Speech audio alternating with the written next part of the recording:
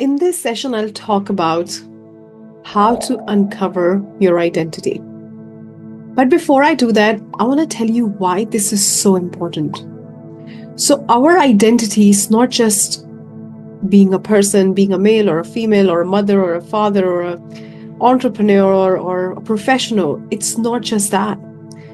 It is a mental program that controls us 98% because we work on autopilot anyway. So the moment you get up from your bed, even sleeping on the same side of bed every day, getting up, brushing your teeth, following the same routine, doing the same things on autopilot, even we drive the car on autopilot, most of the time we are thinking thoughts while we are changing gears and doing all those things. And there is a very strategic reasons that we work on autopilot, because if we have to consciously think of every single action, like, oh, I need to change the gear, I need to move the steering, I need to do this, then it will be very tiring. So what our mind does is that as it takes on different patterns from you, it memorizes that behavior and then you keep on doing it over and over again.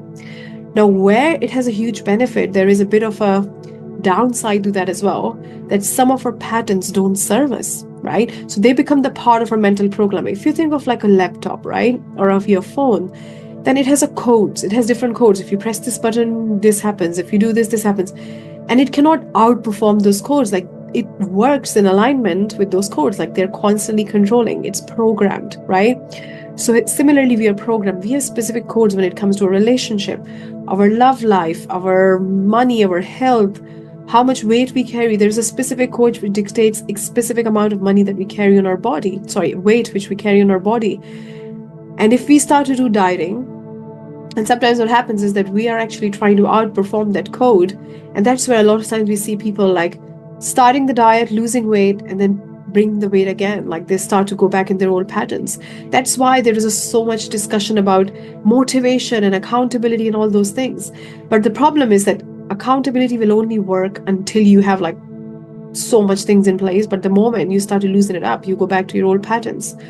So what most of the people are trying to do is they're trying to fight the code that they're programmed at, which is not a great idea because you cannot outperform it. That's your code.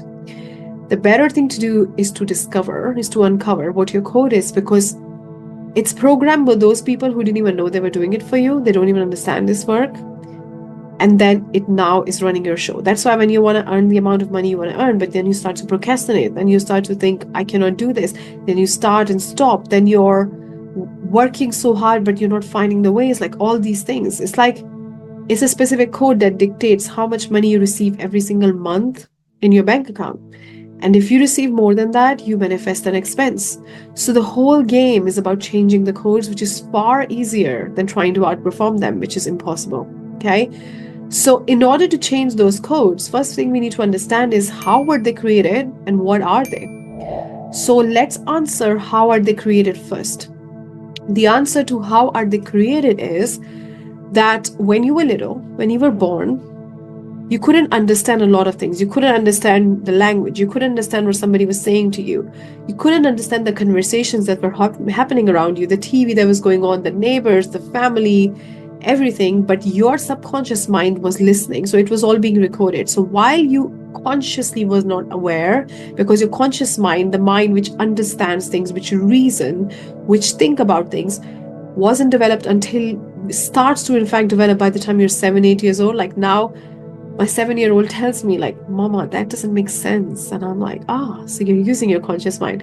So that develops by that time. But before that, you're still recording everything. So everything until the age of 12, mainly till 8, 9, but until 12 really, it records as your program, as your identity. And of course, that life happens, and the things that emotionally impact you, and the big things that happen in your life, your traumas, your triumphs, they tend to change your mental program.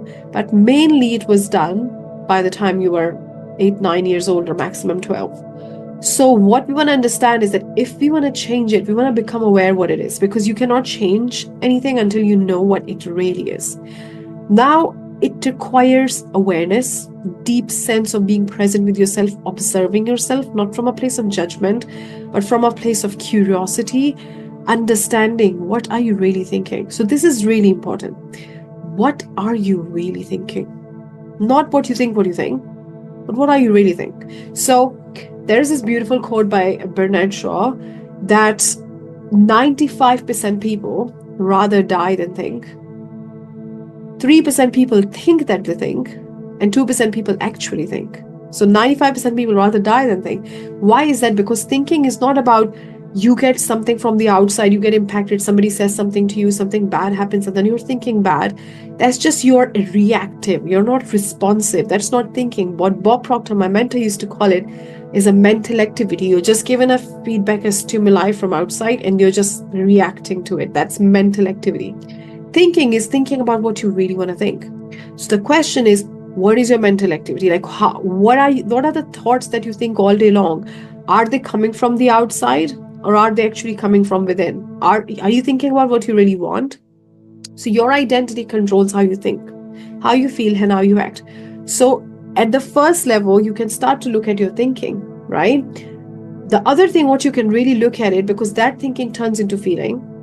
And that feeling has an attraction point because it puts your body in a vibration. When your body is literally vibrating, moving, because according to law of vibration, everything is moving. Your body is moving based on the vibration, it's attracting things from the quantum, right? When two things have same vibration, they're attracted. So when your body is vibrating, it attracts from the quantum. You want to look at that. What are you thinking, right? And that thing is producing a sensation in your body, which is resulting in your vibration. And that is also causing you to act in a certain way. So you can say to yourself, I'm going to work really hard. I'm going to sort my life out. I'm going to do this.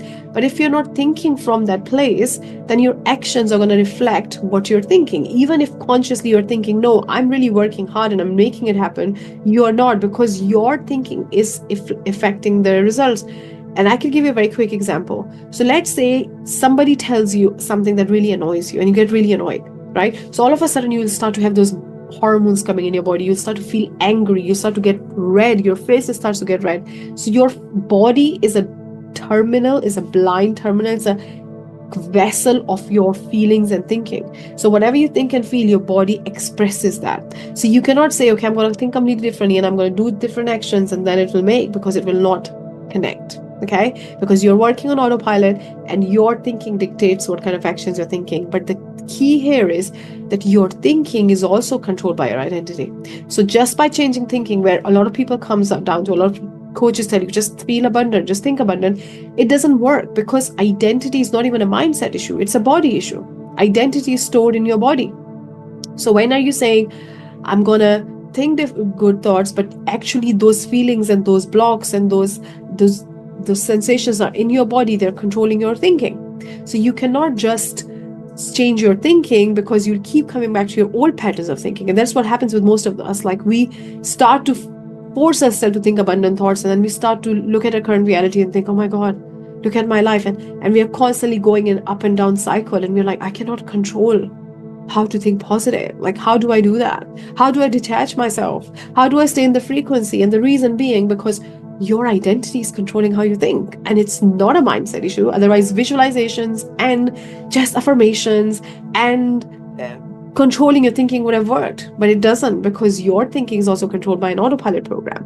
Okay, so now let's look at the results, how your results are connected to your thinking. So whatever you think about your money and finances is reflected in your bank account. Whatever you think about your relationship and your love life and your belief and your subconscious thoughts and your how you really see love and relationship and men or women, the opposite gender or whatever, right? Or other people or friends, it's all reflected in your physical reality, because your life is a reflection of your current identity, your mental program. So what we want to understand is, what are you really thinking? So when you start to see your results and you're like, okay, this is what I'm earning, this is what my relationships are, but I would love to have more. The first step to look at it is, what am I really thinking? And your thinking is telling you where your identity is. Like, if you're saying I'm a night owl because you think you're a night owl, you become a night owl. You act in alignment. If you're saying I start and stop, you think you start and stop. It's not written on your birth certificate. So you are thinking and then you're acting in alignment. If you're saying I am this, I am not good enough, or I am slow, or I'm not doing the things I need to, this is all the part of your identity which is reflected in your thinking. So traditionally you're told to just switch those negative thoughts. What I tell is quite contrary to the traditions, is don't switch them. They're the greatest awareness. They help you shift your identity.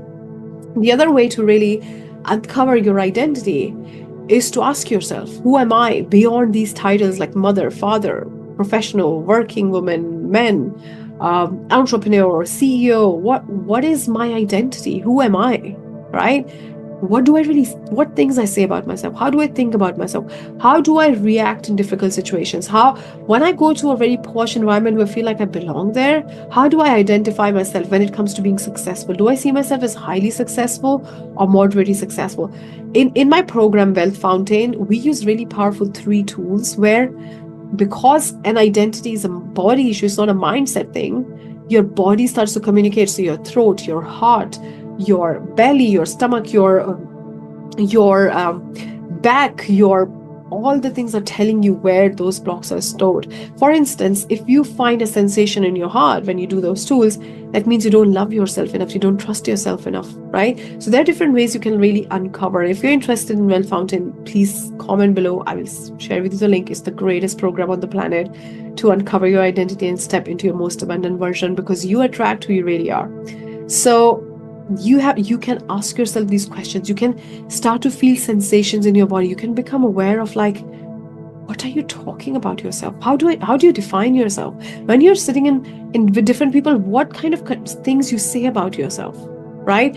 Do you say to yourself, I am not responsible? Do you say to yourself, I'm too slow? Do you say to yourself, it's taking me forever? Do you say to yourself, I need to sort my life out? Do you say to yourself, I need to solve my money problem? Like, what is your identity with money? Do you classify as rich, or do you classify as middle class? Are you middle class? What is because that identity is controlling you 98%. And even when you try to override it, it overrides you. That's the truth. Okay. So the other way to really uncover your identity is to start looking at your patterns, start looking at what makes you angry, what makes you sad, what triggers you, what annoy you, right? How do you perform? Like, let's say, what do you feel when you look at your bank account? What do you feel when the money that you're expecting doesn't come? What is your energy? What is your frequency? What happens when somebody promises to pay you and the payment declines? All these things are telling you, giving you incredible awareness about your identity. And when you start to really understand you, because you are the strategy, you are the how. And when you start to understand you and shift it, you become a match. So whatever you do, it works.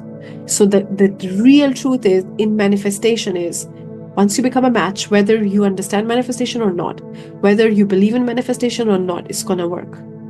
So become a match and let the co-creation happen. Become a match and then see the results.